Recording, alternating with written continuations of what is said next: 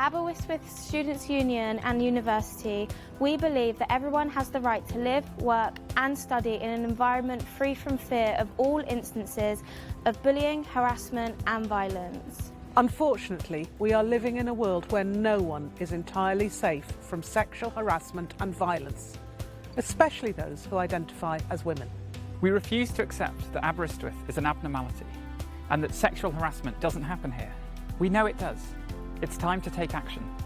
As a union, we are taking no excuses. We have a zero tolerance policy for all forms of bullying, harassment and violence. That could be unwanted touching, catcalling, comments on social media or pressure to have sex. Sexual harassment comes in many forms. They are all unacceptable at our university. As a community, we must challenge all instances of bullying, violence and harassment. In our halls, in our teaching spaces, in our clubs and societies, in our venues and on our streets. It's time to step up, lead by example, call out and say no to all instances of harassment. As a union and university, we know that we need to do more, but will you do more too?